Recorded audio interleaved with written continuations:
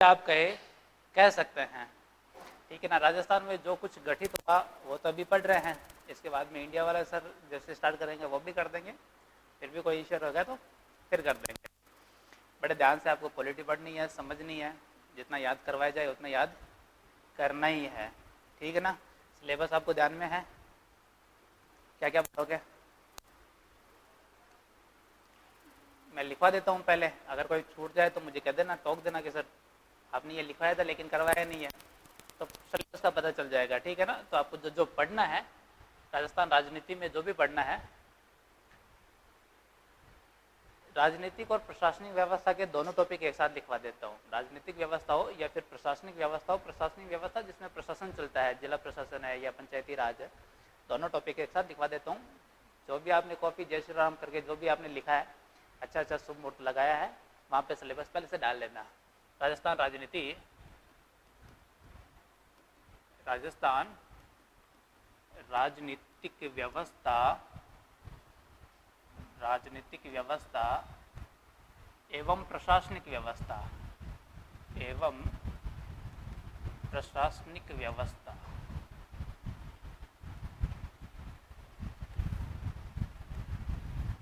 Syllabus का पता इसलिए भी होना चाहिए कि कुछ टॉपिक सिलेबस में डायरेक्ट मेंशन किए हुए हैं, और अगर डायरेक्ट मेंशन है तो वहाँ से कुछ भी पूछा जा सकता है। कुछ टॉपिक सिलेबस में डायरेक्ट मेंशन नहीं होते लेकिन करंट से पूछे जा सकते हैं।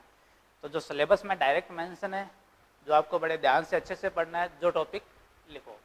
आपको राज्यपाल पढ़ना है, आपको क्या पढ़ना है, राज्यपाल।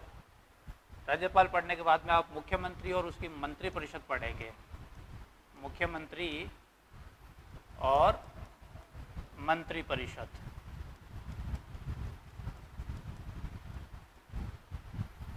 मुख्यमंत्री और मंत्री परिषद जैसे ही समाप्त होता है तो एक छोटा सा आर्टिकल आता है, एक ही आर्टिकल आता है, राज्य का महाधिवक्ता।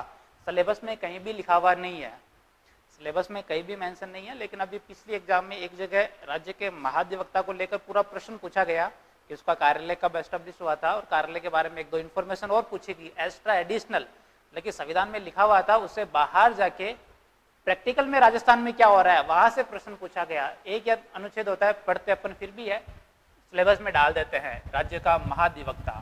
तो महाधिवक्ता,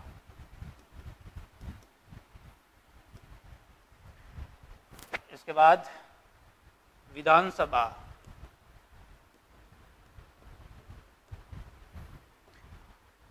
इसके साथ में जोड़ते नहीं है, कई बार जोड़ के लिख देते हैं उच्च न्यायालय,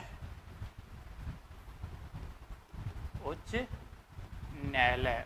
और उच्च न्यायालय के साथ में अधीनस्थ न्यायालय का टॉपिक वैसे डायरेक्ट मेंशन नहीं है, फिर भी अपन पढ़ लेंगे, दो तीन अनुच्छेद होते हैं, पढ़ लेंगे। अधीनस्थ न्यायालय, अधीनस्थ न्यायालय, ठीक है।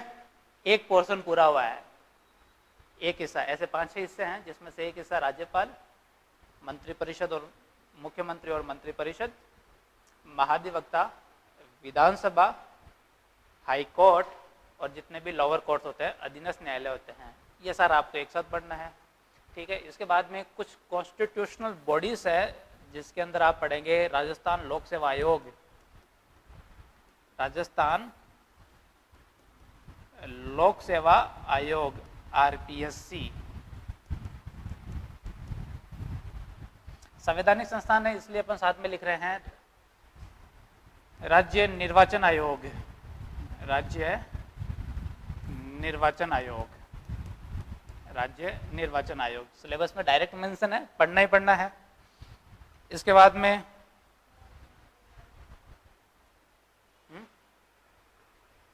कुछ वैधानिक आयोग है, यह संवैधानिक है, कुछ वैधानिक आयोग आपको पढ़ने हैं जिसमें राज्य मानवाधिकार आयोग, राज्य मानवाधिकार आयोग,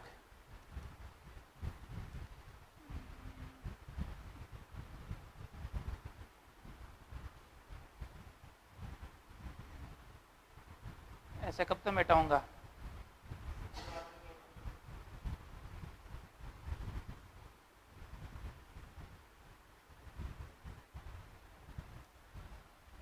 राज्य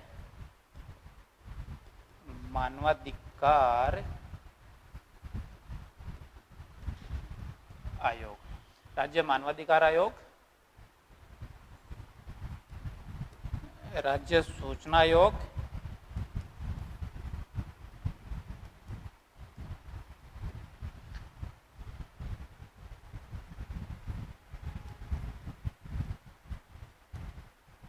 लोकायुक्त। ये वैधानिक आयोग आपको पढ़ने हैं। इसके अलावा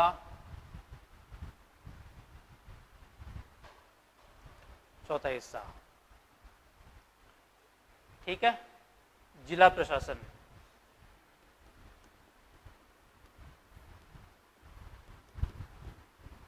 जिला प्रशासन, नगरीय स्वायत्त संस्थाएं, स्वायत्त संस्थाएं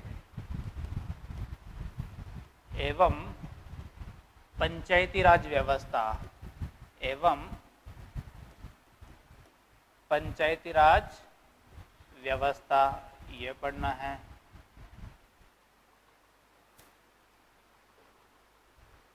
एक थोड़ा सा थ्योरेटिकल पोर्शन होता है, प्रश्न बनता है, पढ़ने में आप ज़्यादा इंटरेस्ट नहीं लेते, फिर भी उसको पढ़ना ही होता है। लोक नीति एवं विधिक अधिकार,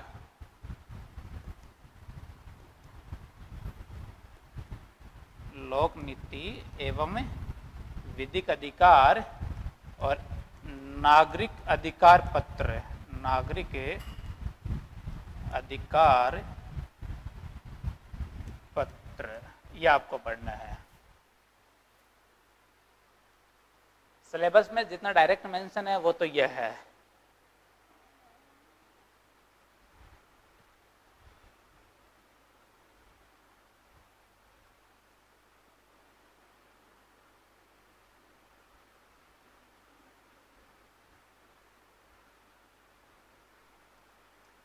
सिलेबस में जितना डायरेक्ट मेंशन है वो आपको ये पढ़ना है। इसके अलावा भी कुछ ऐसी बातें जो आपको पढ़नी है, सिलेबस से बाहर जाके पढ़नी है।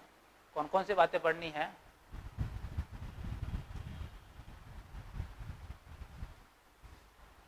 तो कुछ महत्वपूर्ण किंतु संक्षिप्त जानकारी उनकी होनी चाहिए।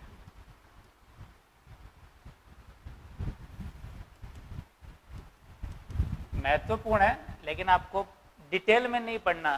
जितना डिटेल में ये पढ़े जाएंगे उतना डिटेल में नहीं पढ़ना। आपको ऊपर ऊपर से भी उसकी संरचना कैसी है, उसका अध्यक्ष कौन है, उसमें उपाध्यक्ष कौन है, सदस्य कौन है, आप इतना भी पढ़ लेंगे तो भी काम चल जाएगा। किस किस से? जैसे आपको पढ़ना है राज्य वित्त आयोग। सिलेबस में डायरेक्ट मेंशन नहीं है, फिर भी आप थोड़ा बहुत पढ़ ले इसके बारे में। वैसे तो पंचायती राज व्यवस्था पढ़ेंगे तो एक अनुच्छेद इसका आता है, जरूर आता है, लेकिन वहां केवल इतना ही आता है कि पंचायती राज्य वित्त आयोग का गठन कौन करेगा? राज्यपाल करेगा। उसके सदस्यों की नियुक्ति, उसका अध्यक्ष की नियुक्ति राज्यपाल कर देगा, इतना ही आता है। थोड़ा सा उसने जो फॉर्मूला डिजाइन कर रखा है कि पंचायतों को पैसा किस प्रकार से जाएगा, नगर पालिकाओं को पैसा किस रूप में जाएगा, और फिर नगर पालिका और पंचायत उसमें से कितना रेशियो कौन सी योजना पे खर्च करेंगे, थोड़ा सा है। पढ़ने से इकोनॉमी में हेल्प मिल जाएगी। इकोनॉमी में पैसा खर्च होता है, सरकार पैसा डिस्ट्रीब्यूट करती है, तो उसका क्या मिलती है? हेल्प मिलती है इकोनॉमी को पढ़ने की। इसलिए थोड़ा सा देख लेते हैं, एक दिन की क्लास हो जाएगी ज़्यादा से ज़्यादा। राज्य वित्त आयोग, राज्य महिला आयोग, राज्य महिला आयोग, राज्य बाल अधिकार, राज्य बाल अधिकार संरक्षण आयोग, राज्य बाल अधिकार संरक्षण आयोग। एक नालसा का नाम सुना है? नालसा, रालसा, डालसा, क्या होते हैं? नालसा NLSA, रालसा RLSA और डालसा। नहीं सुना कभी नाम? हिंदी में बोलूंगा तो पता चल जाएगा।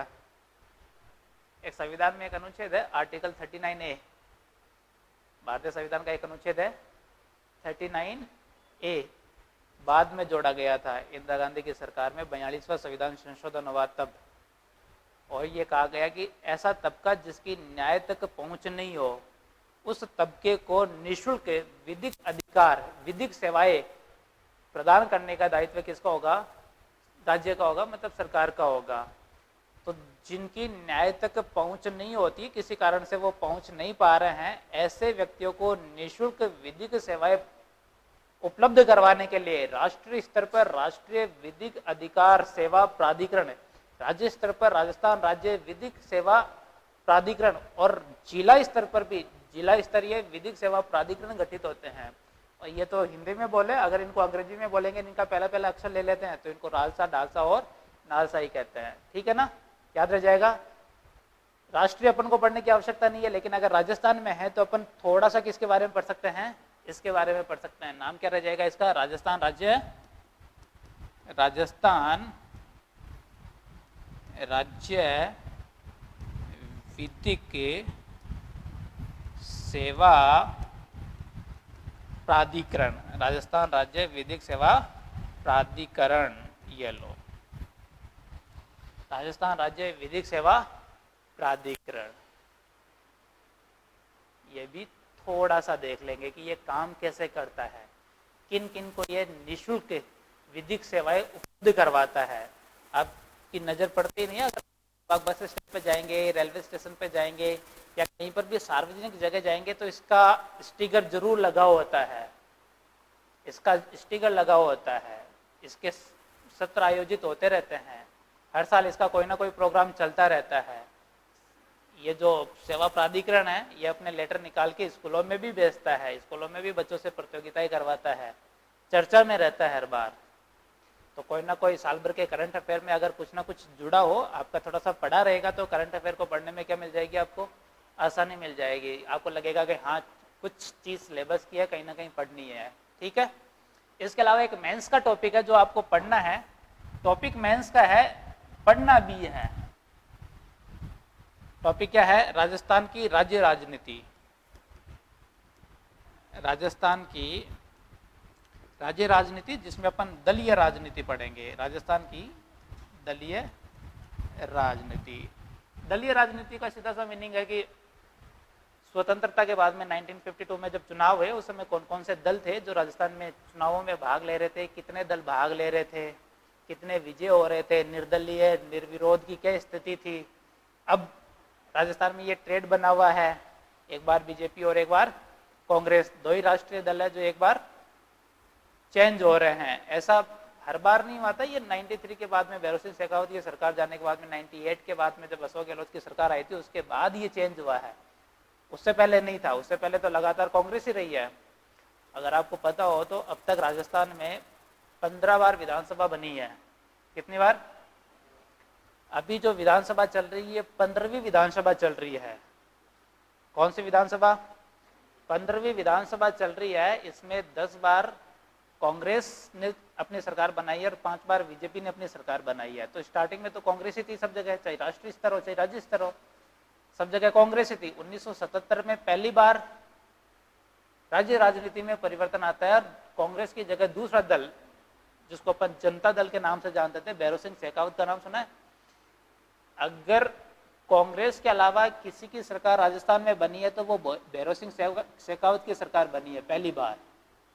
पहली बार भी उसी की बनी है, दूसरी बार भी उसी की थी, तीसरी बार भी उसी की थी, और चौथी बार अगर किसी दूसरे दल की, कांग्रेस के अलावा किसी और दल का कोई मुख्यमंत्री बना है तो फिर वो वसुंधरा राजे बनी है। कौन बनी? तो आपको ज्यादा नाम याद करने की आवश्यकता ही नहीं है ना। 15 बार जो विधानसभा बनी है उसमें 10 बार तो कांग्रेस रही है, 5 बार बीजेपी रही है। बीजेपी 5 बार रही है, जिसमें भैरों सिंह शेखावत 3 बार रह गए और वसुंधरा राजे 2 बार आ गए। इसके अलावा कोई कैंडिडेट आए नहीं। तो आपको कार्यकाल अगर मोटा मोटा तैयार हो जाएगा, अपन को 1952 में दलीय स्थिति माइनर रूप से पढ़ना स्टार्ट नहीं करना, मेजर रूप से पहले मोटा मोटा। जैसे मैंने आपको कहा कि 15 बार विधानसभा बनी है, आ गए ध्यान में कि 15 बार बनी है। फिर कह दिया कि कांग्रेस की सरकार 10 बार बनी है, 5 बार किसकी बनी है? बीजेपी की बनी है, 5 बार बीजेपी की बनी, मतलब भाजपा की बनी, जिसमें भैरव सिंह शेखावत की सरकार 3 बार बनी, 2 बार किसकी बन गई, वसुंधरा राजे की बन गई। तो आपको भैरव सिंह शेखावत का कार्यकाल, जैसे आप किससे कम सुनते हो, अगर आप किसी बूढ़े आदमी के पास में बैठ जाओगे या कहीं आप जाओगे तो इनके स्मृति चिन्ह लगे होते हैं, भैरव सिंह शेखावत ने उद्घाटन किया या ये नहीं किया, लगे रहते हैं। आप जगह जगह जाते हो तो देखते हो क्या? आप यहाँ से थोड़ी देर बाहर जाओगे ना, किसी किसी बिल्डिंग पर, जो भी सरकारी बिल्डिंग होगी उस पर एक शिलालेख लगा होगा, जिसको पहले शिलालेख कहते थे, आजकल जो नाम वाली प्लेट लगी होती है, उस प्लेट को पढ़ लिया करो, वो किसके कार्यकाल में बनी है, कौन मुख्यमंत्री था या किसने उसका उद्घाटन किया है, थोड़ा सा लिखा रहेगा। आपको याद नहीं करना, बस आपको इतना है, पढ़ लेना है। पढ़ने से आपको ये लगेगा कि कभी जब आप राज्य राजनीति में आएंगे तो आपको वो नाम थोड़ा सा क्या लगेगा, फैमिलियर, परिचित सा लगेगा, एकदम अजनबी नहीं लगेगा। तो ये राजनीति का टॉपिक है, प्री के अंदर डायरेक्ट प्रश्न पूछे नहीं पूछे आइडिया नहीं है, लेकिन पूछा जा सकता है। जैसे अभी थोड़े दिन पहले एक एग्जाम में पूछा था कि 2018 में जो चुनाव हुए हैं उसमें कितने दलों ने पार्टिसिपेट किया था, राजस्थान के चुनाव में कितने दलों ने भाग लिया था। ऑप्शन दे रखे थे 32, 34, 86, 87, ऐसे ऑप्शन दे रखे थे, कितने दलों ने भाग लिया। तो थोड़ा सा अगर राजनीति में इंटरेस्ट होगा तो आप दल में इंटरेस्ट रखेंगे, और थोड़ा बहुत भी नहीं है तो फिर आपके लिए तो वही है कि ठीक है, जिस दिन वोट आएंगे उस दिन वोट डाल के आ जाएंगे, जीतेगा जो जीत जाएगा, हारेगा जो हार जाएगा, ठीक है ना। तो थोड़े से आरएस प्री में भी पूछे जाते हैं। आरएस प्री में कैसे प्रश्न पूछे जाते हैं, कौन विधानसभा स्पीकर रहा है, नहीं रहा है, 4 नाम दे देंगे, 3 सुमेलित होंगे, 1 असुमेलित रहेगा। स्पीकर के अलावा उपाध्यक्ष, डेप्यूटी स्पीकर का दे देंगे, इवन विपक्ष के नेता का भी देते हैं। किसका देंगे, विपक्ष का नेता कौन रहा कौन नहीं रहा, ये भी प्रश्न देते हैं। तो सचेतक का दे देंगे। थोड़ा सा राजनीति को पढ़ना है, ये लास्ट में पढ़ेंगे। 15 विधानसभा है, 15 का 15 का कार्यकाल पढ़ेंगे, ताकि 1-2 प्रश्न अगर आ भी जाए तो छूटे नहीं। मेंस में एक प्रश्न पूछा जा रहा है, आरएस का जो मेंस होगा उसमें एक प्रश्न ये पूछा जाता है, फैक्चुअल होता है, ठीक है। सिलेबस याद रह जाएगा, देखो करो मनन, सिलेबस याद रह जाएगा।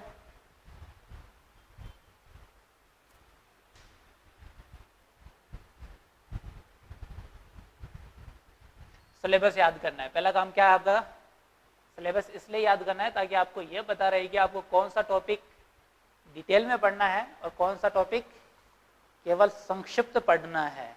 तो जो मैंने आपको ऊपर ऊपर लिखा है वो सारे डिटेल में पढ़ने हैं, और जिसके लिए मैंने आपको कहा कि ये संक्षिप्त पढ़ना है, इसलिए पढ़ना है क्योंकि वो प्री का पार्ट नहीं है। प्री में सिलेबस में मेंशन नहीं है, लेकिन प्रश्न आएगा, प्रश्न जरूर आता है, ठीक है। तो सिलेबस देखो, करो गर्दन नीचे, रीडिंग लगा के आओ सिलेबस की।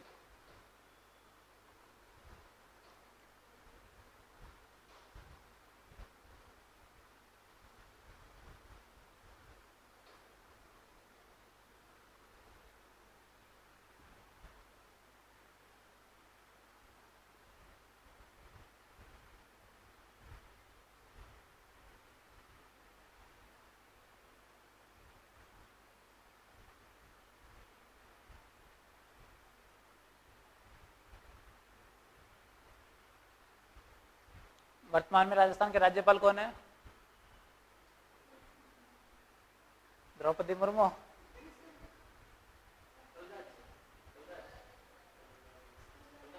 कलराज मिश्र, द्रौपदी मुर्मू, ठीक। वैसी बात है कि बेटा एक बार गांव में पटवारी कलेक्टर साथ साथ जा रहे होते हैं, एक बुढ़ी अम्मा मिल गई, पटवारी को अच्छे से जानती थी, हैं, सीपी जोशी, सीपी जोशी राजसमंद से हैं। पिछली बार जब चुनाव हुए थे तो 1 वोट से हार गए थे, मतलब 1 नंबर से फेल कैसे होते हैं ये तो मुझसे पूछो, ठीक है। 1 वोट से कैसे हारते हैं वो वर्तमान में जो स्पीकर है उनसे पूछो। पिछली बार कांग्रेस के चुनाव हुए, कांग्रेस के ही है, सीपी जोशी राजसमंद नाथद्वारा सीट से लड़ते हैं चुनाव। 1 वोट के कारण वो चुनाव हारे थे, और 1 वोट की कीमत उन्होंने 5 साल चुकाई है। 5 साल तक वो पूर्व विधायक बन के रहे हैं, ठीक है ना। तो नंबर 1 मायने रखता है। तो राज्यपाल है कलराज मिश्र, मुख्यमंत्री कौन है, राजस्थान के मुख्यमंत्री पक्का है? राजस्थान के मुख्यमंत्री कौन है? किसको पता है कि अशोक गहलोत है? सबको पता है? छोटे बच्चों को पूछेंगे तो वो गहलोत का नाम नहीं लेंगे। हाँ ठीक है, ये महेंद्र कुमार सिंह भी आपको याद नहीं रहेगा। विधानसभा स्पीकर सीपी जोशी। उच्च न्यायालय के न्यायाधीश कौन है?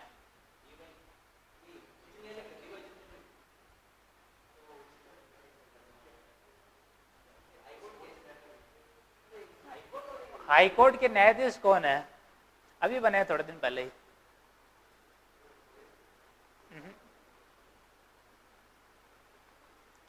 थोड़े दिन पहले बने हैं, नाम स्किप हो गया, क्रिश्चियन नाम है, देख लो। अरे हाई कोर्ट सुप्रीम कोर्ट में अंतर समझा करो। आपके राज्यपाल राष्ट्रपति में अंतर नहीं आता। हाँ तो और एक तो उच्च और उच्चतम में अंतर है ना।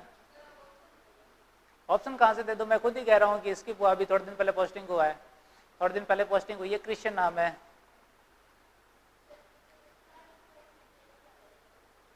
कौन? हाँ यही है।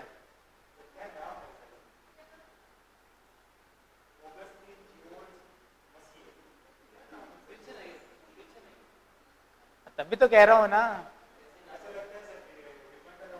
एजे मसीह है, एजे मसीह है, ठीक है ना। ऑगस्टिन जॉर्ज तो पता ना, आप इतना याद करेंगे तब तक तो पूरा राज्यपाल याद कर लेंगे। एजे मसीह है, ये अभी पोस्टिंग हुई है हाईकोर्ट के। कौन है? चीफ जस्टिस, हाईकोर्ट के चीफ जस्टिस, ठीक है। आगे अधीनस्थ न्यायालय में आपको जाना नहीं है। आरपीएससी के अध्यक्ष कौन है? आरपीएससी के अध्यक्ष कौन है?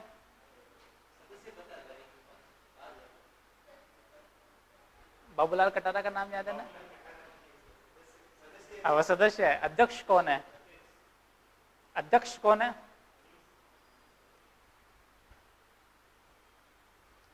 संजय श्रोत्रिय, ठीक है, ओके।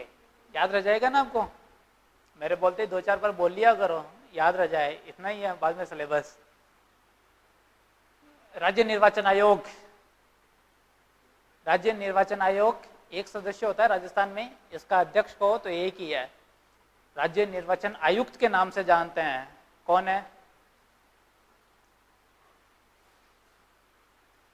मधुकर गुप्ता। कौन है? मधुकर गुप्ता, ओके। राज्य मानवाधिकार आयोग, राज्य मानवाधिकार आयोग, राज्य मानवाधिकार आयोग के अध्यक्ष कौन है? रिटायर्ड चीफ जस्टिस हो सकते हैं, जस्टिस हो सकते हैं हाईकोर्ट के। कौन है वर्तमान में? गोपाल कृष्ण व्यास।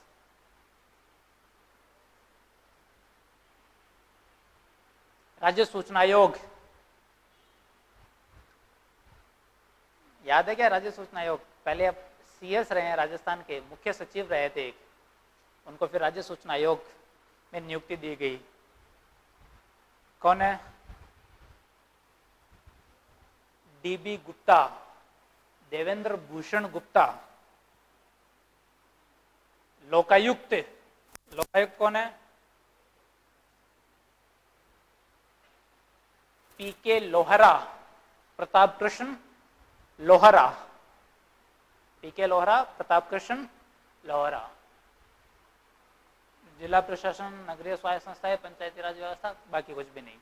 अध्यक्ष का नाम लिख लिया सबने? याद हो जाएंगे? हो जाएंगे याद? हो गए? पूछ लो वापस।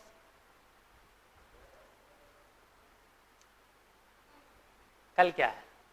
कल किसने देखा?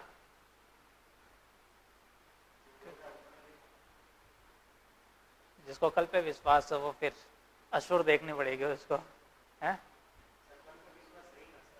किसको विश्वास है?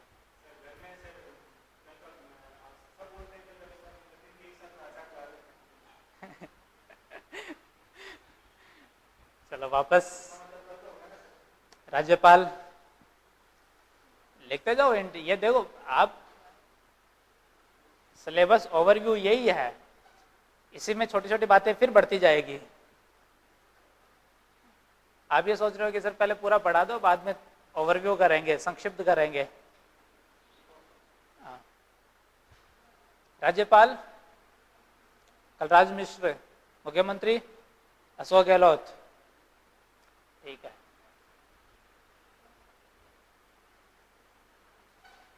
उच्च न्यायालय के न्यायाधीश कलराज मिश्र।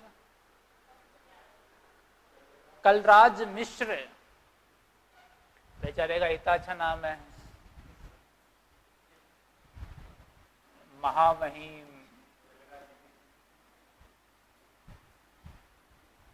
कलराज मिश्र, ये लो अशोक गहलोत,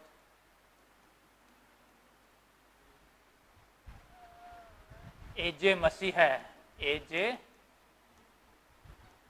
मसीह है, ये हाई कोर्ट चीफ जस्टिस। ठीक है ना, अधीनस्थ न्यायालय देखना नहीं है। राजस्थान लोक सेवा आयोग में आरपीएससी में संजय श्रोत्री है, संजय श्रोत्री है। राज्य निर्वाचन आयुक्त मधुकर गुप्ता, मधुकर गुप्ता।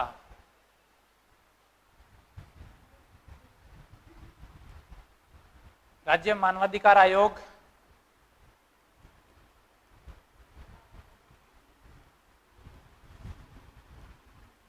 गोपाल कृष्ण व्यास। राज्य सूचना आयोग, अब फास्ट है क्या आज किसी का? एनर्जी बचा रहे हैं क्या बोलने से? डीबी गुप्ता, लोकायुक्त।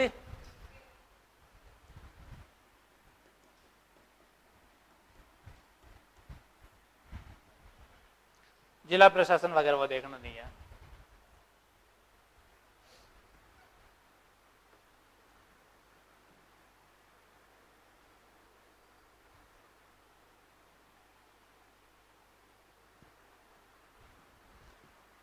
अब देखो, इसमें काफी संवैधानिक है और फिर वैधानिक है। यहाँ पर दो ही चीज है, कार्यकारी संस्था कोई भी नहीं है।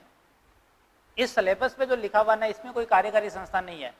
होती है अलग से, जैसे नीति आयोग होती है, वो कार्यकारी संस्था होती है। नीति आयोग कैसी संस्था है? कार्यकारी। लेकिन जो बोर्ड पे लिखा गया उसमें कोई भी कार्यकारी संस्था नहीं है। कार्यकारी का मामला क्या है? कार्यकारी मतलब एग्जीक्यूटिव ऑर्डर निकाला, सरकार ने एक आदेश निकाला और किसी संस्था का क्या कर दिया? गठन कर दिया। ये होती है कार्यकारी संस्था। संवैधानिक संस्थाएं कौन सी होती है? जिसका उल्लेख संविधान में है, किसी न किसी अनुच्छेद में उसका क्या होना चाहिए? उल्लेख होना चाहिए। अगर किसी अनुच्छेद में उल्लेख नहीं है तो वो संवैधानिक नहीं है। फिर होती है वैधानिक। वैधानिक वो होती है जिसका उल्लेख किसी विधि में है, जिसको गठित करने के लिए किसी न किसी प्रकार की विधि बनाई गई है, वो होते हैं वैधानिक आयोग। अब यहाँ पर या तो संवैधानिक है या फिर क्या है? वैधानिक है। अब कौन से संवैधानिक है कौन से वैधानिक है ये बताना है।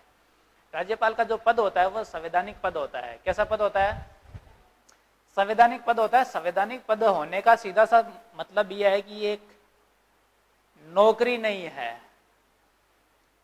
राज्यपाल का पद संवैधानिक पद है और इसका मीनिंग ये हुआ है कि ये क्या नहीं है? एक नौकरी नहीं है। नौकरशाही की जैसे काम नहीं करे कि मैं नौकरी कर रहा हूं। वहां पर संवैधानिक उत्तरदायित्व होते हैं, जिम्मेदारियां होती है, जिस पर देश का भविष्य और प्रशासनिक और राजनीतिक व्यवस्थाएं संचालित होती है। कभी कभी यह प्रश्न पूछा जाता है कि आरपीएससी में जो घोटाला पकड़ा गया, भ्रष्टाचार जो पकड़ा गया है पेपर लीक के मामले में, आरपीएससी के मेंबर ने किया है, सही है या गलत है?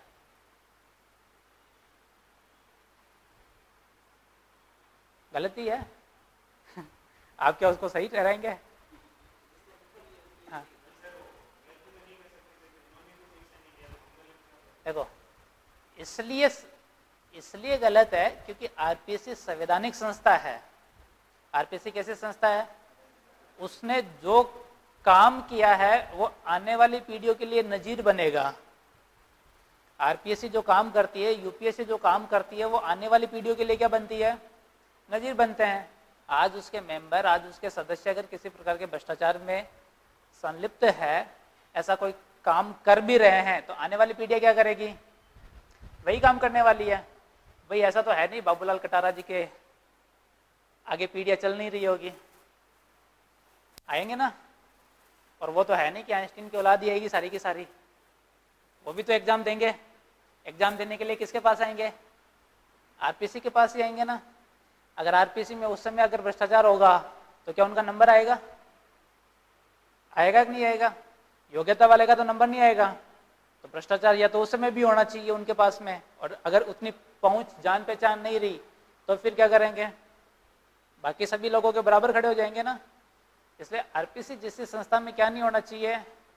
भ्रष्टाचार नहीं होना चाहिए, क्योंकि संवैधानिक संस्था है। राज्यपाल का पद, मुख्यमंत्री का पद कह दो, या अपन आरपीसी को कह दो, राज्य निर्वाचन आयोग को कह दो, जितना संविधान में उल्लेख है वहां पर किसी भी प्रकार का भ्रष्टाचार, वहां पर किसी भी प्रकार के लूज फॉल्स नहीं होने चाहिए। वो अपने आप में क्या होती है? नजीर होती है। अपन आरपीसी का एग्जाम दे रहे हैं, अपन ही नहीं दे रहे, 5-6 आज कम से कम राजस्थान के देखे जाए तो कम से कम 50 लाख फॉर्म आरपीसी के माध्यम से हर साल भरे जाते हैं। 50 लाख का विश्वास किसे कहते हो आप? कम है क्या 50 लाख? अपने ऊपर 4 लोग विश्वास नहीं करते, जाके पूछ लो। घर वाले विश्वास नहीं करते। उस पर विश्वास इसलिए क्योंकि वो कैसी संस्था है? संवैधानिक संस्था है। ये मान के चलते हैं कि उसका जो भी कार्य, जो भी काज हो रहा है वो एक पारदर्शी प्रणाली के साथ में संपन्न हो रहा है, तो उसमें भ्रष्टाचार स्वीकार्य नहीं है। भ्रष्टाचार स्वीकार्य नहीं है उसमें जो मेंबर शपथ लेता है या जो मेंबर जा रहे हैं, उसमें जिसको नियुक्त होना है, वो अगर खुद अपने आप से कंट्रोल नहीं होता ना, तो उसे ज्वाइनिंग लेनी ही नहीं चाहिए। वहां पर गोपनीयता कितनी होती है? पेपर उनके हाथ में है, आपका भविष्य उनके हाथ में है। अगर वो पेपर घर जाके बता दे तो क्या होगा आपका? पेपर देखकर भी अपने बच्चों को पेपर नहीं बताए, ऐसा व्यक्ति वहां चाहिए। ठीक है ना।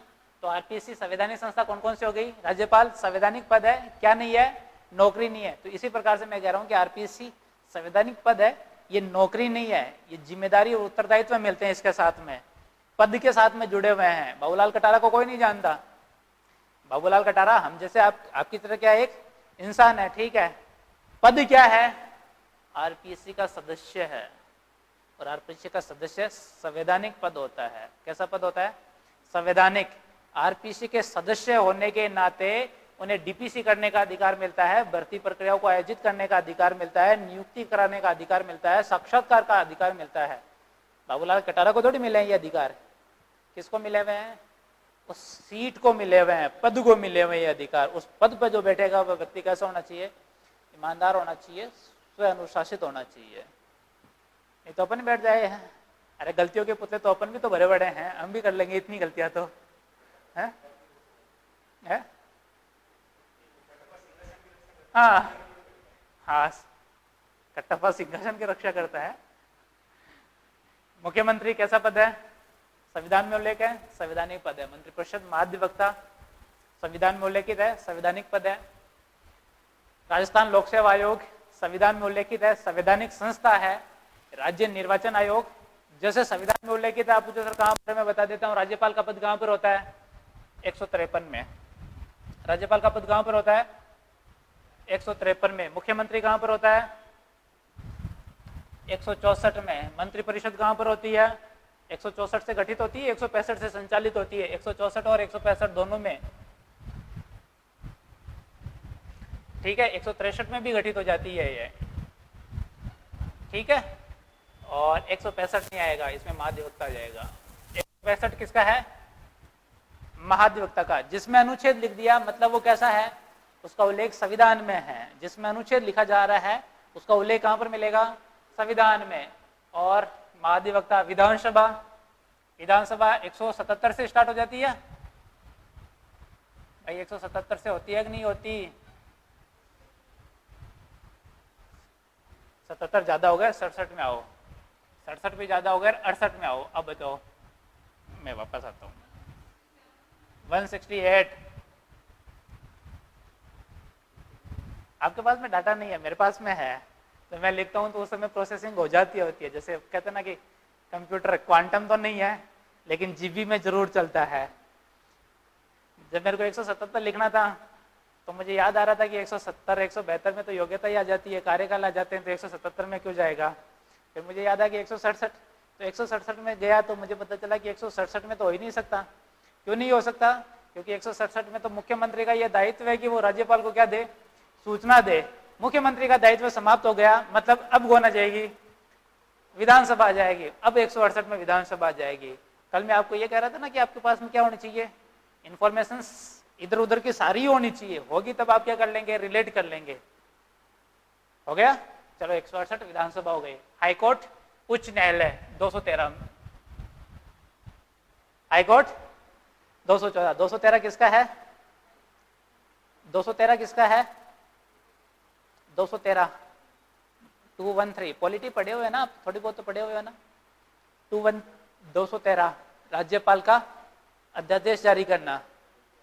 जैसे ही राज्यपाल का अध्यादेश समाप्त होता है कौन चालू हो जाता है, हाईकोर्ट। तो हाईकोर्ट आ गए। अधीनस्थ न्यायालय 233 34 है, छोड़ दो। राजस्थान लोक सेवा आयोग, राजस्थान लोक सेवा आयोग 315 अनुच्छेद में उल्लेख है, संवैधानिक हो गया। राज्य निर्वाचन आयोग 243 के।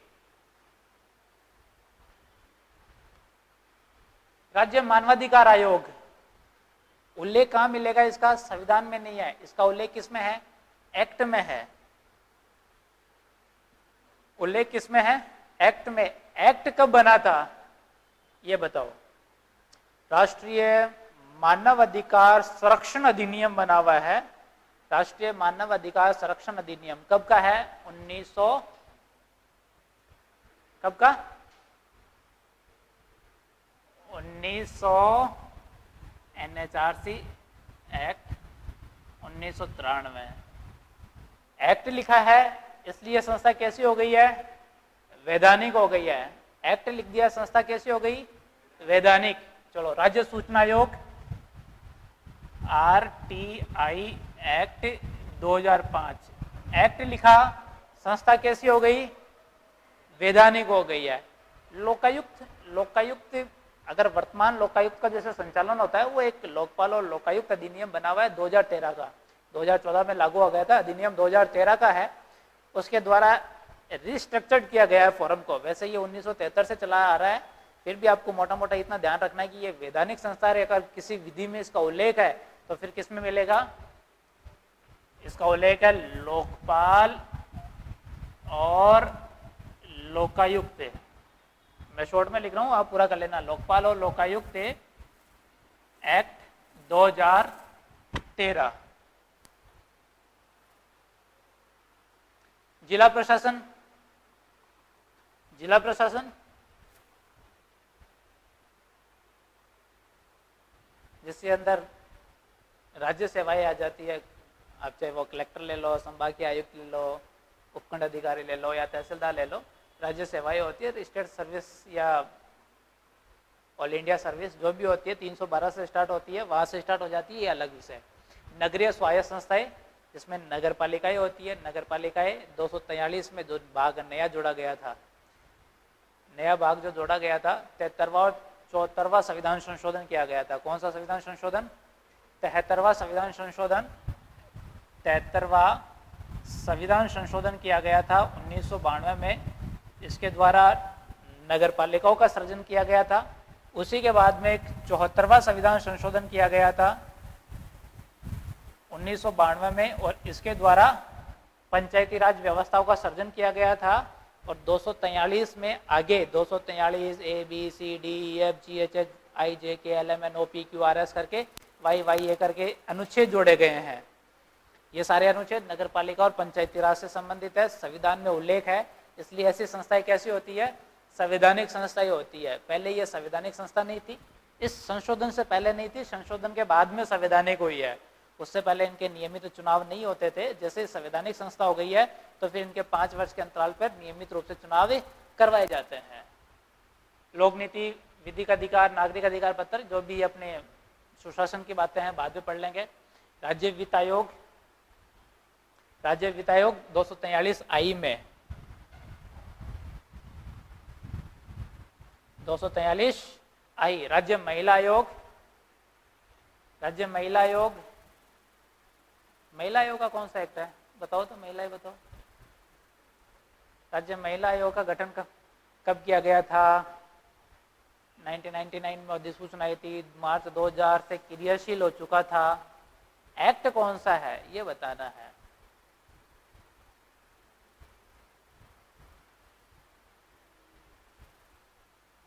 ध्यान में? नहीं ध्यान?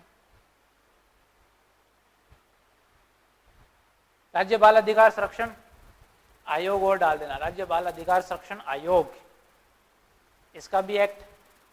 राज्य विधिक, ये राजस्थान राज्य विधिक सेवा प्राधिकरण, ये संवैधानिक है क्योंकि संविधान में इसका वैसे छोटा सा उल्लेख किया गया था, बाद में एक्ट बना के किया गया है, तो ये संक्षिप्त जानकारी जब भी आएगी तब देख लेंगे, बहुत ज्यादा मायने नहीं रखती है। एक्ट क्लियर है? ऊपर वाला सिलेबस वाले सारे क्लियर हो गए, कौन संवैधानिक है कौन वैधानिक है?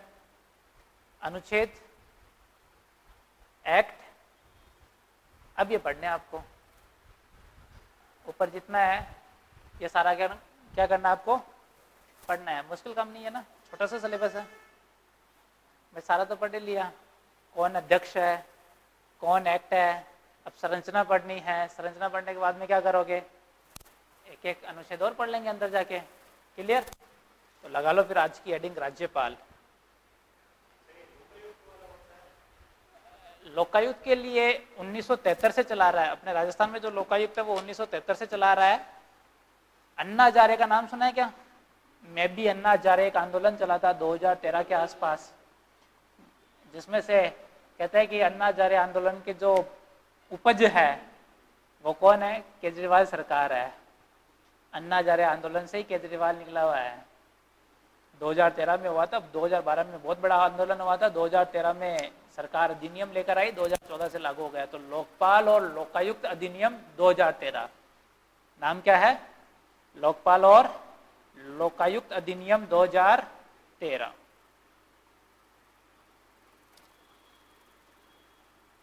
ये राष्ट्रीय स्तर का है। इसके अनुसार लोकपाल, वैसे भारत का जो लोकपाल होता है, राज्यों में लोकायुक्त होते हैं, भारत का लोकपाल 2013 से ही आया है। एक ही बार इसमें एक मेंबर बना है, परमानेंट अध्यक्ष के रूप में एक ही बार नियुक्ति की गई है पिनाकी चंद्र घोष की। पिनाकी चंद्र घोष नाम सुना है? पीसी घोष, एक ही बार नियुक्ति है, अभी तक कार्यवाहक चल रहा है। अब कौन चल रहे हैं? कार्यवाहक है। जब आएगा तो और पढ़ लेना डिटेल से। मिटा दूं सिलेबस? 2 बार 3 बार मनन कर लेना घर जाके अच्छे से। राज्यपाल,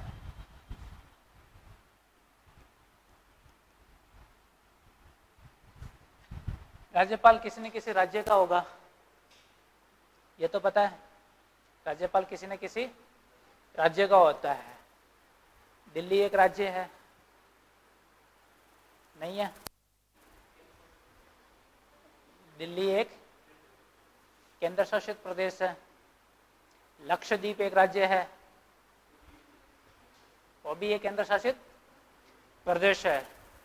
दादर और नागर हवेली और दमन और दीव, ये भी एक राज्य है। ये भी क्या है? इतना बड़ा नाम रखा है फिर भी केंद्र शासित प्रदेश है। ये भी केंद्र शासित प्रदेश है। चंडीगढ़, पुडुचेरी, जम्मू एंड कश्मीर, लद्दाख और अंडमान और निकोबार, ये जितने नाम बोले ये किसके हैं? केंद्र शासित प्रदेशों के नाम है। इसके अलावा जो नाम मैंने बोला नहीं है और आपको याद आ रहा है वो सब किसके नाम है? राज्य के नाम है। कितने राज्य हैं?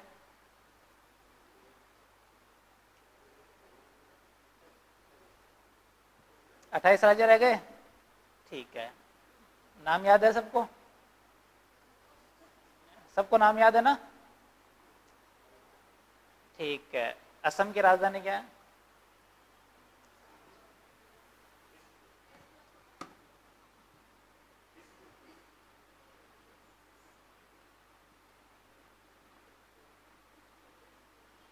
राजस्थान की राजधानी क्या है? ये कब आ गया?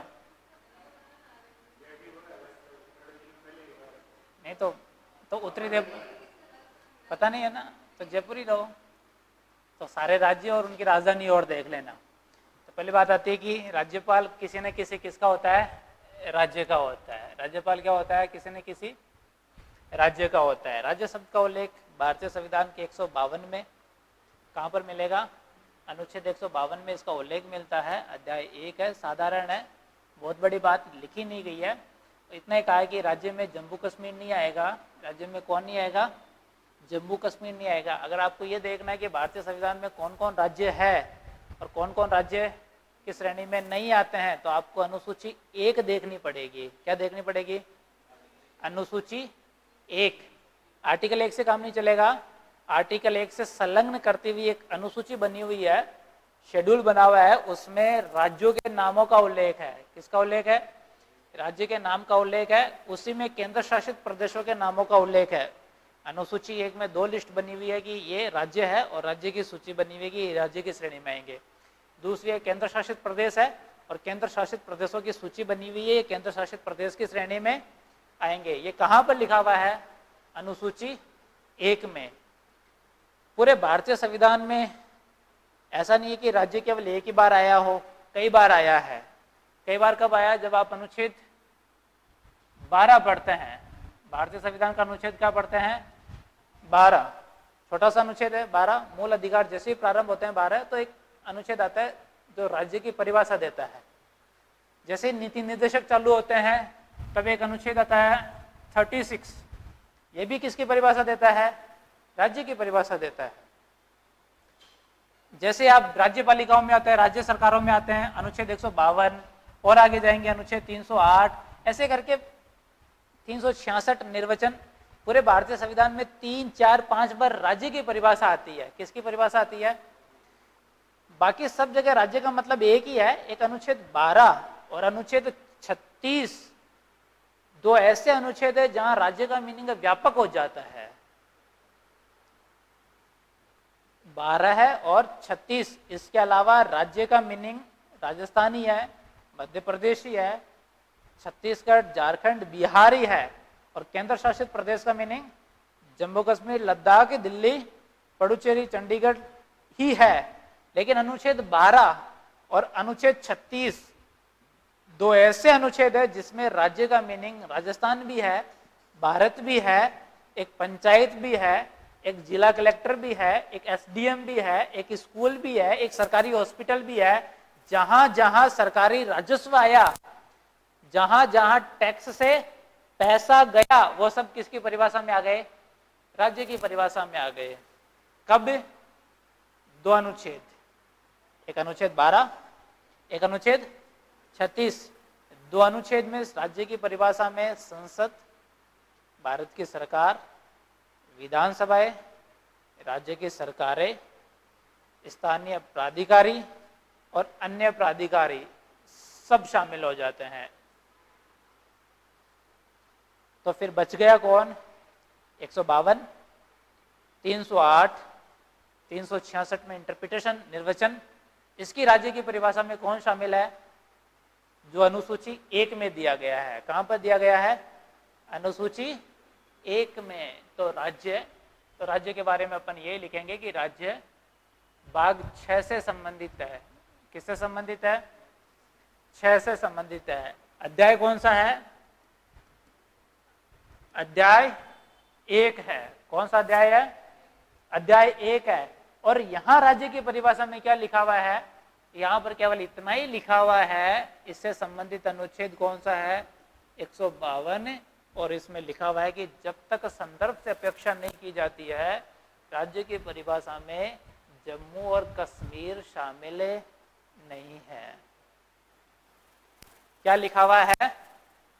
जब तक संदर्भ से अपेक्षा नहीं की जाती है, राज्य की परिभाषा में जम्मू और कश्मीर शामिल नहीं है। कहां पर लिखा? 152 में लिखा। फिर आपको पता है 2019 में क्या हुआ? क्या हुआ था 2019 में? 2019 में क्या हुआ? मोदी जी ने एक बड़ा सारा 370 को उठा दिया। 370 में एक क्लोज है, 370 खंड 3, उसमें राष्ट्रपति को यह पावर मिलता है कि वो लोक अधिसूचना जारी करके अनुच्छेद 370 के किसी भी प्रावधान को हटा सकता है या किसी परिवर्तन के साथ में लागू कर सकता है।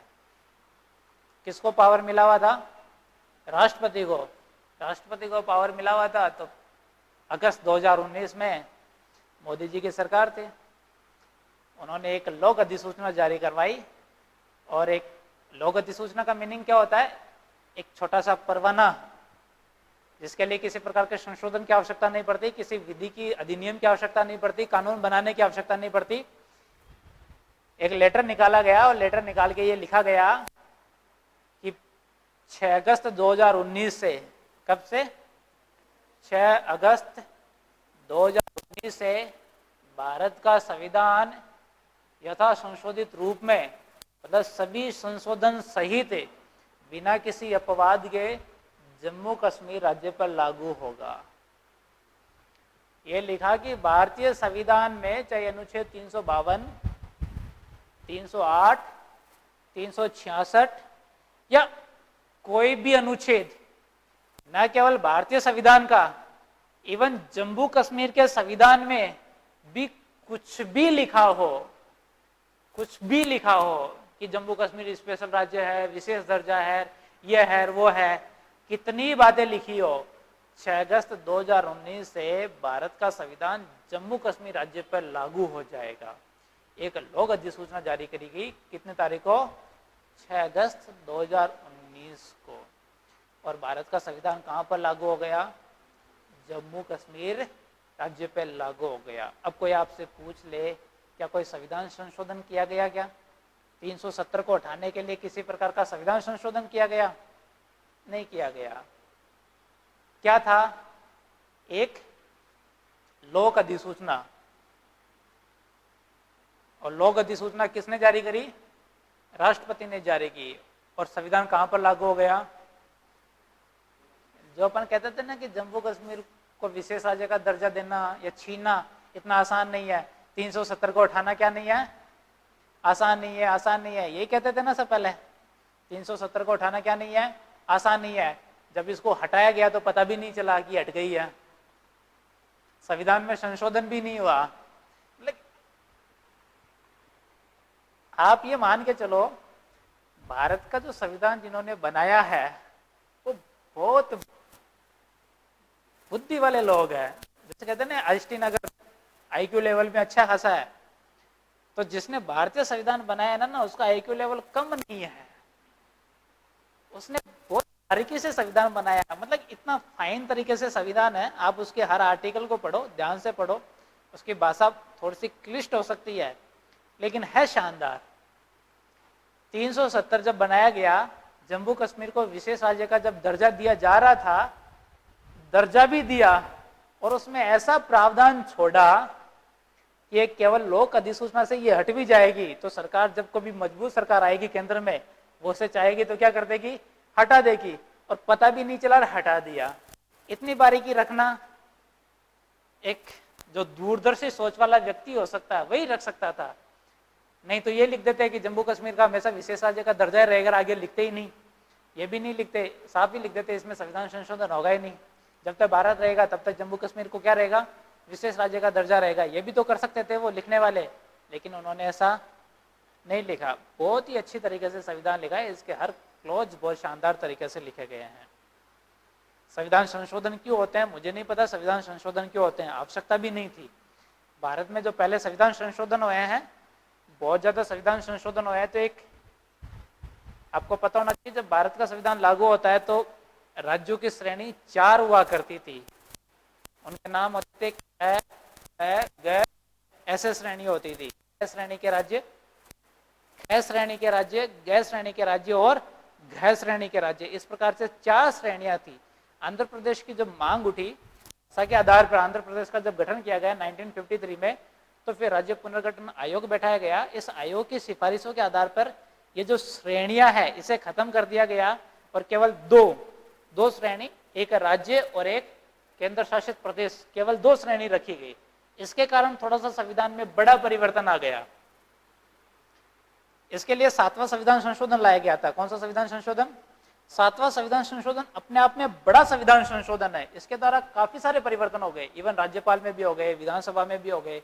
मतलब कि पहले क ख ग इस नहीं हुआ करती थी, इनके लिए अलग अलग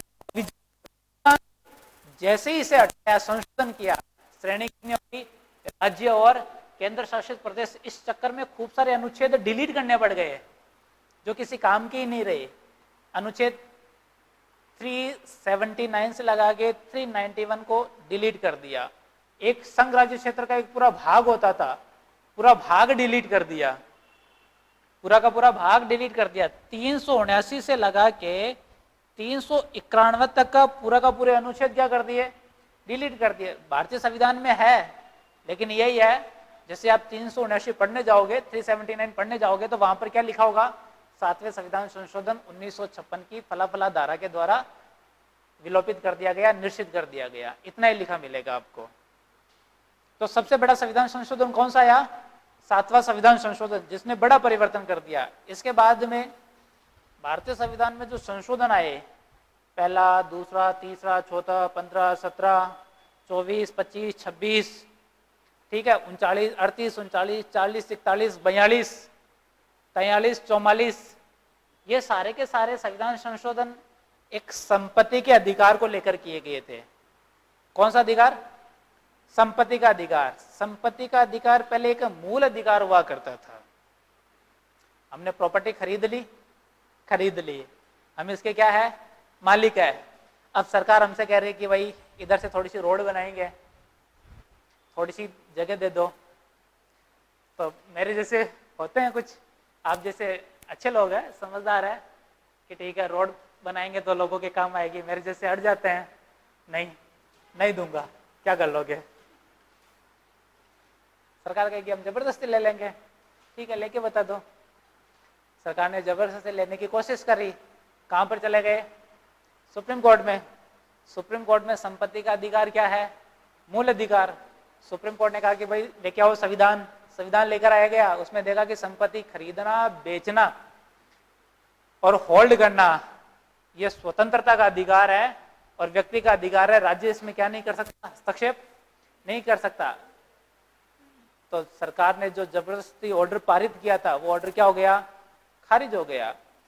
तो भारत में जब संविधान लागू हुआ और पंडित जवाहरलाल नेहरू जब प्रधानमंत्री बने, तो पंडित जवाहरलाल नेहरू की छवि वैसी है जैसे चाचा नेहरू वाली, है ना?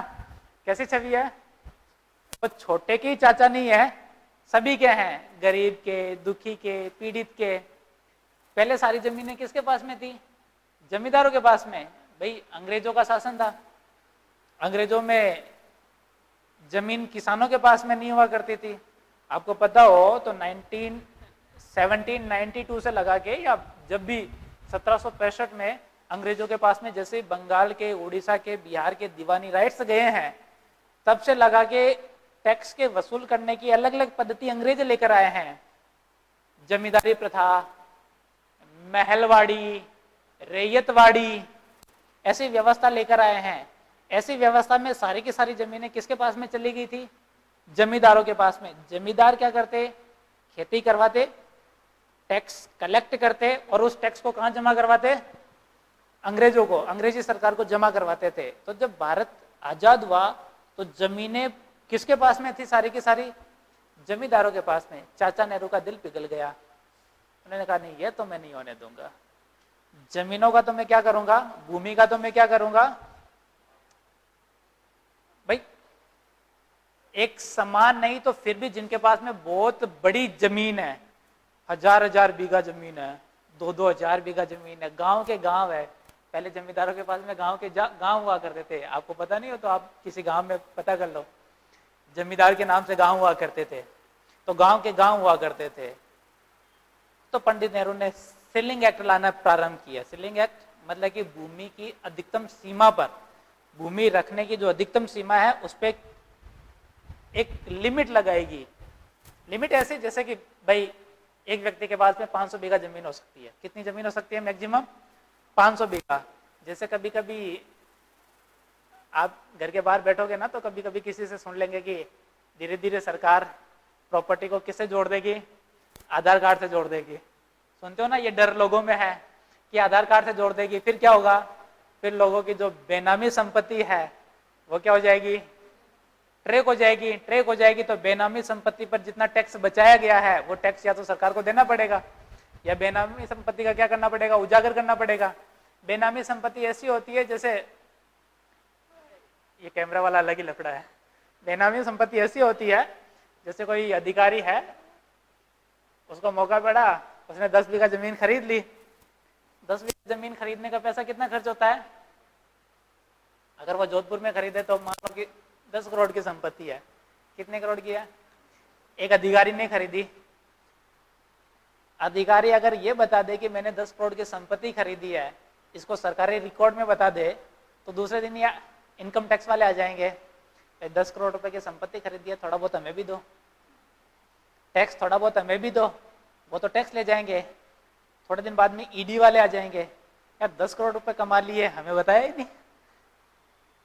कितने साल की सर्विस हो गई? सब 5 साल हो गई है। 5 साल हो गई है। कितने रुपए मिलते हैं महीने के? 1 लाख रुपए मिलता है।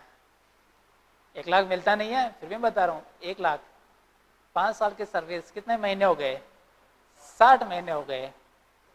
60 महीने में 1 लाख से गुणा करें तो कितना होता है? 60 लाख। कितना हो गया भाई? 60 महीने इतने होते हैं ना 5 साल में, 12 पंजे 60। 1 लाख रुपए सैलरी है तो कितने हो गए? 60 लाख। 60 लाख में कितने करोड़ हो गए? कितने करोड़ हो गए? 0.6 करोड़। प्रॉपर्टी कितने की खरीदी? कहां से आया? ईडी वाले कान में पूछते हैं धीरे से, कौन सा बिजनेस है? फिर अब तो डिस्क्लोज करो, या तो आप दूसरा कोई बिजनेस कर रहे हैं, आप कर रहे हैं, आपके घर में कोई कर रहा है, तब तो आप बताओ कि साहब हमारे पास तो खेतान का शोरूम है, रोज के 10,000 कूलर निकलते हैं, एक कूलर पर 1000 रुपये बचाते हैं। इस हिसाब से 10,000 इंटू 1000 करके देख लो साहब, 10 लाख रुपए रोज के होते हैं। और 10 लाख रोज के तो 30 लाख है। 10 लाख रोज के होते हैं तो 3 करोड़ रुपए कमाते हैं। प्रॉपर्टी 10 करोड़ की है, देखो बैलेंस होती है। लेकिन कान में पूछा कहाँ से कमाई, तो जवाब आता है कि साहब वाइफ क्या करती है? हाउस वाइफ है, बच्चे छोटे हैं। वो भी गलत है ना, कर ही नहीं सकते ना, बिजनेस नहीं कर सकते ना, नहीं कर सकते ना। आपके कोचिंग के ओनर है आरके सर, लिखते हैं नीचे ब्रैकेट में देखना, छोटा सा लिखा होता है मार्गदर्शक, लिखा होता ना, ऐसे तो नहीं लिखते हैं। संचालक, डायरेक्टर, सीईओ लिखते हैं क्या? क्योंकि सरकारी के साथ में प्राइवेट नहीं हो सकता है। तो इसलिए बात ये थी कि बेनामी संपत्ति, समझ गए बेनामी संपत्ति कैसी होती है? अब ये 10 करोड़ रुपए दिखा तो नहीं सकता, खुद के नाम प्रॉपर्टी तो नहीं खरीदेगा, तो फिर किसके नाम खरीदेगा?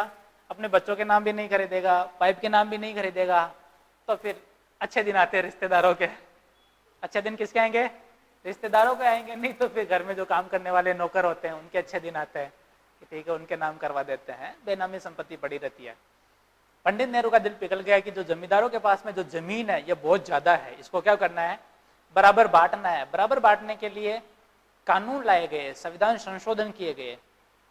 संविधान संशोधन किया गया। पहला संविधान संशोधन पहले ही वर्ष में कर दिया था, 1950 में लागू हुआ, 1951 में पहला संविधान संशोधन कर दिया और एक डब्बा बना दिया। एक क्या बनाया? डब्बा। और डब्बा बना के ये कह दिया कि इस डब्बे का सुप्रीम कोर्ट जुडिशियल रिव्यू नहीं करेगा, न्यायिक समीक्षा नहीं करेगा। न्यायिक समीक्षा का सीधा सा मीनिंग है कि सुप्रीम कोर्ट में जाते ही तो संविधान मंगाता है। सुप्रीम कोर्ट में जैसे ही कोई जाता है तो सुप्रीम कोर्ट क्या मंगाता है? संविधान मंगवाता है। उसमें लिखा हुआ एजिट पढ़ता है और उसमें जैसा लिखा हुआ है वैसा अपना क्या देता है, डिसीजन देता है। पंडित नेहरू ने एक डब्बा बनाया और डब्बे में बना के ये कहते हैं कि इस डब्बे में कोई कानून अगर चला गया तो चला गया।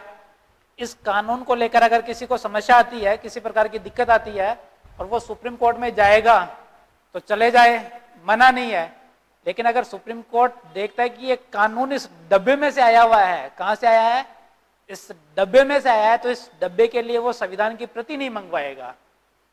सुप्रीम कोर्ट को साफ मना कर दिया था कि इस डब्बे में अगर कोई कानून पड़ा है तो पड़ा है, जैसा पड़ा है वैसा है। वो जमीन छीन रहा है तो भी ठीक है, बढ़ा रहा है तो भी ठीक है। और उस डब्बे का नाम क्या था, 9वीं अनुसूची। उस डब्बे का नाम क्या रखा गया था, 9वीं अनुसूची। तो 9वीं अनुसूची पहले संविधान संशोधन द्वारा ही जोड़ दी गई थी। पहला संविधान संशोधन कब हुआ, 1951 में। और जोड़ी इसलिए क्योंकि चाचा नेहरू का जो हर्ट था, जिस वो थोड़ा सा क्या हो गया था, पिघल गया था। और पिघल गया तो उसने क्या कहा, जमींदारी प्रथा का तो थोड़ा सा क्या करना पड़ेगा, निवेड़ा करना ही पड़ेगा। इसके लिए याद रह जाएगा, थोड़ा सा याद रह जाएगा ना। इंडियन हिस्ट्री में सारा आएगा, सारी कहानी चल रही है राज्य की परिभाषा को लेकर। ये जमींदारी प्रथा वाला कानून समांतर चल ही रहे थे। इतने में 1953 में आंध्र प्रदेश राज्य की मांग आ जाती है कि भाषा के आधार पर क्या बनाओ, राज्य बनाओ। आंध्र प्रदेश में भाषा के आधार पर राज्य बना। जॉनसन करने वाला था, उसकी डेथ हो गई, सरकार को आनंद फानंद में बनाना पड़ा। आंध्र प्रदेश उस समय उड़ीसा वगैरह ये शामिल थे पहले। आंध्र प्रदेश, उड़ीसा, छत्तीसगढ़, झारखंड, ये सारा भूभाग एक ही था। जब 1950 में भारत का संविधान लागू होता है उस समय केवल 9 राज्य थे। कितने राज्य थे उस समय, केवल 9 राज्य थे। 9 कै श्रेणी के राज्य थे, 9 ख श्रेणी के राज्य थे, 10 ग श्रेणी के राज्य था और 1 घ श्रेणी का राज्य था। फिर बात करता हूं, देखो जब भारत का संविधान 26 जनवरी 1950 को भारत का संविधान लागू होता है तो राज्यों की 4 श्रेणियां हुआ करती थी। राज्य, केंद्र शासित प्रदेश जैसे नाम नहीं थे। क, ख, ग और ग। क श्रेणी में 9 थे जिसमें राजस्थान का एक भी नहीं था। ख श्रेणी में कौन आता था, ख श्रेणी में 9 थे जिसमें राजस्थान भी था। जिसमें कौन था, राजस्थान भी था। ग श्रेणी में 1 आता था, टोटल तो 10 थे लेकिन जिसमें 1 आता था उसमें कौन था, अजमेर था। और ग श्रेणी में केवल 1 ही आता था और 1 कौन आता था, अंडमान और निकोबार आता था।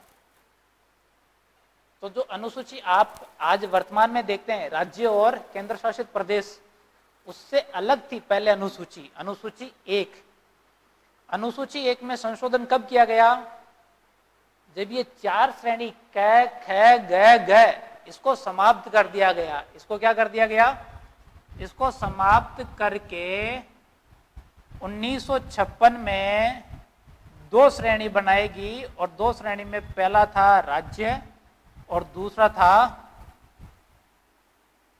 केंद्र शासित प्रदेश।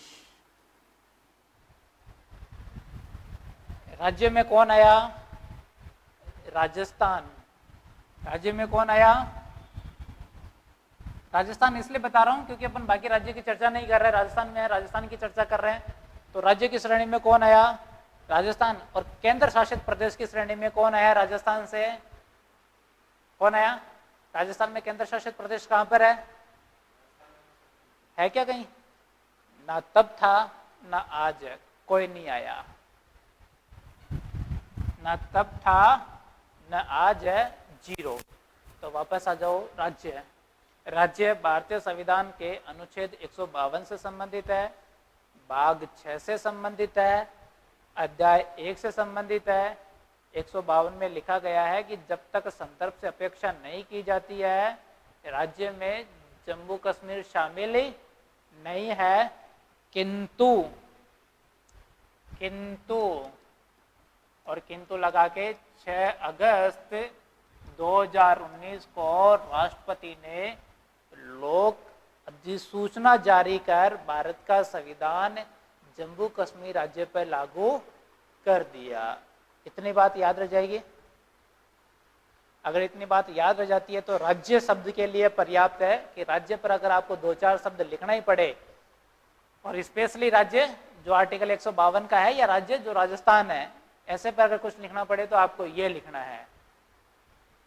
भाग 6 अध्याय 1 अनुच्छेद 152, जब तक संदर्भ से अपेक्षा नहीं की जाती है राज्य में जम्मू कश्मीर शामिल नहीं है, किंतु 6 अगस्त 2019 से राष्ट्रपति ने लोक अधिसूचना जारी कर भारत का संविधान यथा संशोधित रूप में सभी संशोधन सहित बिना किसी अपवाद के जम्मू कश्मीर राज्य पे लागू कर दिया। तो आज जम्मू कश्मीर बाहर नहीं है। फिर दूसरी बात किसकी आती है? मैं आपको लिखवा कुछ भी नहीं रहा हूं क्योंकि आपको इसके नोट्स मिलेंगे, सुन लो अच्छे से, ठीक है ना। दूसरी बात किसकी आती है? राज्य हो गए, तो राज्य के बाद में दूसरी बात किसकी आती है? राजस्थान। राजस्थान के बारे में संविधान में क्या लिखा हुआ है ये बताना है। बोलो, राजस्थान के बारे में संविधान में क्या लिखा हुआ है? राजस्थान के बारे में लिखा कहाँ है? पहले तो ये देखो लिखा कहाँ है।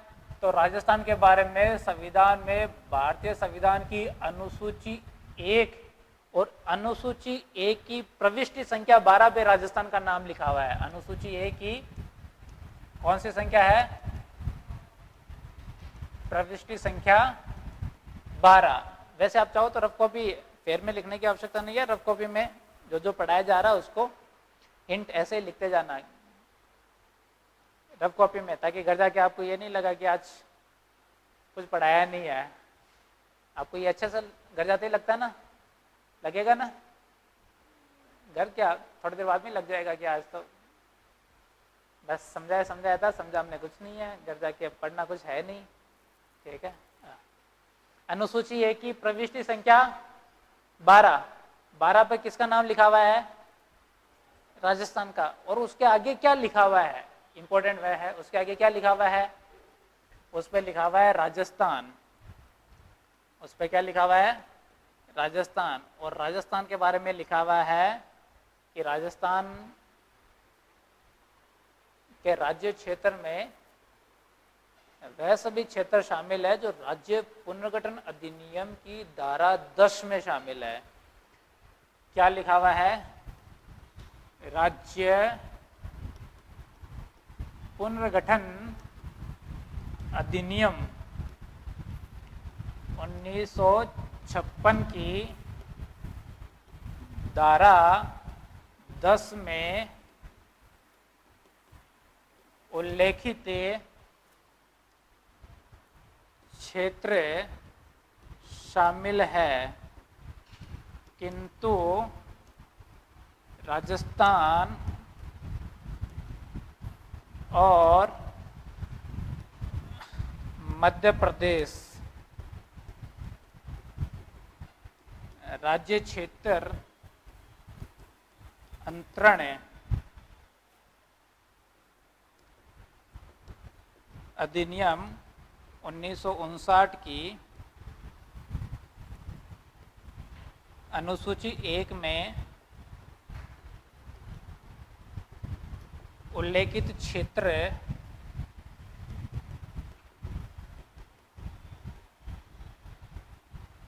शामिल नहीं है।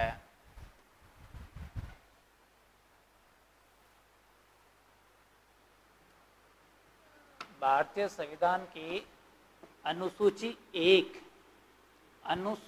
1 की प्रविष्टि 12 किससे संबंधित है? राजस्थान से। उसमें क्या लिखा हुआ है? उसमें लिखा हुआ है कि राजस्थान के राज्य क्षेत्र में राज्य पुनर्गठन अधिनियम, कौन सा अधिनियम? राज्य पुनर्गठन अधिनियम 1956 की धारा 10 में उल्लेखित सभी क्षेत्र शामिल है। कौन से क्षेत्र शामिल है? राज्य पुनर्गठन अधिनियम की धारा 10 में उल्लेखित क्षेत्र राजस्थान में शामिल है। फिर उसके आगे क्या लिखा हुआ है? किंतु एक अधिनियम और लिखा हुआ है, राजस्थान और मध्य प्रदेश राज्य क्षेत्र अंतरण अधिनियम 1959। राजस्थान और मध्य प्रदेश राज्य क्षेत्र अंतरण अधिनियम 1959 की अनुसूची 1 में उल्लेखित क्षेत्र शामिल नहीं है। शामिल कौन है? जो धारा 10 में है। शामिल कौन नहीं है?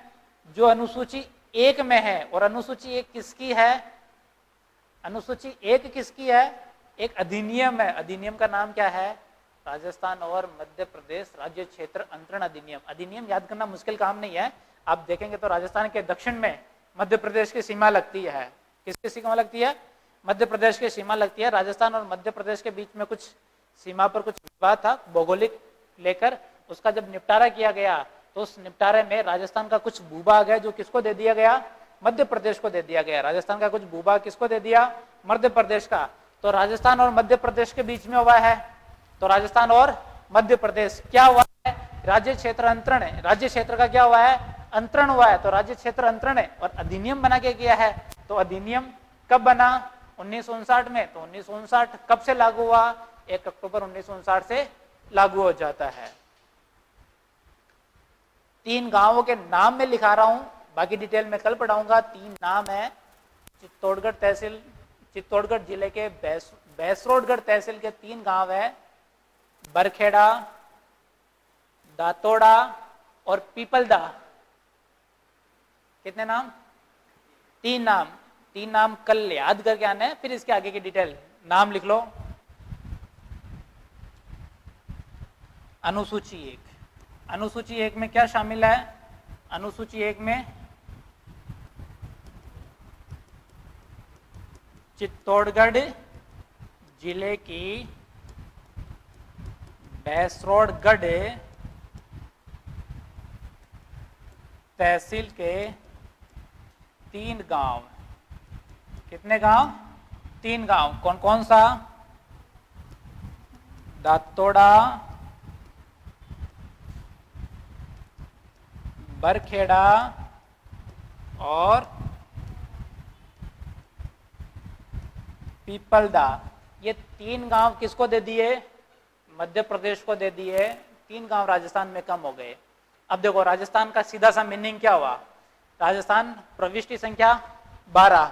12 में कौन कौन से भाग शामिल हो जाएंगे? राज्य पुनर्गठन अधिनियम की धारा 10 में वो शामिल हो जाएंगे। राज्य और राजस्थान और मध्य प्रदेश अंतरण राज्य क्षेत्र अंतरण अधिनियम 1959 की अनुसूची 1 में, अनुसूची 1 में 3 गांव कौन से हैं? दातोड़ा, बरखड़ा और पीपलदा। ये 3 गांव राजस्थान से बाहर हो जाएंगे। बाकी सारा कुछ क्या है? राजस्थान है। ठीक है। अब 33 जिले, 34 जिले या 50 जिले, जितने भी जिले हैं वो सब राजस्थान का हिस्सा है। इसका क्षेत्रफल करीबन 3085 एकड़ का क्षेत्रफल है। इससे अंदर चित्तौड़गढ़ जिला, बैसरोडगढ़ तहसील है, लोकसभा क्षेत्र कोटा है, विधानसभा क्षेत्र बेगू है। ये कल और बता देंगे। ये 3 कहां चले गए? ये पहले राजस्थान में थे, अब कहां चले गए? ये एमपी में चले गए हैं, मध्य प्रदेश में चले गए हैं। तो आरपीसी अगर कभी प्रश्न बनाएगी तो ये बनाएगी कि इसमें कौन सा गांव है जो मध्य प्रदेश को दिया गया, या कौन सा जिला है जो प्रभावित होता है, या कौन सी तहसील है जो इस अधिनियम से प्रभावित होती है। तब आपको ये जवाब देना है। ऐसा प्रश्न मन से नहीं है। असिस्टेंट प्रोफेसर का एग्जाम हुआ था 2018 में, वैकेंसी आई थी, उसका एग्जाम हुआ था 2019 में। उसमें ऐसा प्रश्न पूछा गया था कि राजस्थान और मध्य प्रदेश अंतरण राज्य क्षेत्र अंतरण अधिनियम 1959 के द्वारा कौन से जिले की सीमा प्रभावित होती है। बहुत मोटा प्रश्न पूछा था कि कौन से जिले की सीमा प्रभावित होती है। तो जिला कौन सा है? चित्तौड़गढ़। अपने एक कदम आगे चल रहे हैं। अब ये पूछ ले कि कौन से तहसील की सीमा प्रभावित होती है, तो बैसरोडगढ़। गांव पूछ ले तो 3 गांव, विधानसभा क्षेत्र पूछ ले तो बेगू, और लोकसभा क्षेत्र पूछ ले तो कोटा। ठीक है, ओके। आज वाला याद रह जाएगा। राजस्थान का सिलेबस ही पढ़ाया है, बाकी कुछ नहीं पढ़ाया है। सिलेबस में सारे अध्यक्ष, सारे अनुच्छेद और उनसे संबंधित, अगर वैधानिक आयोग है तो उनसे संबंधित एक्ट है, पूछ लूंगा कल। ठीक है, ओके, आज के लिए इतना ही, बाकी कल थैंक यू।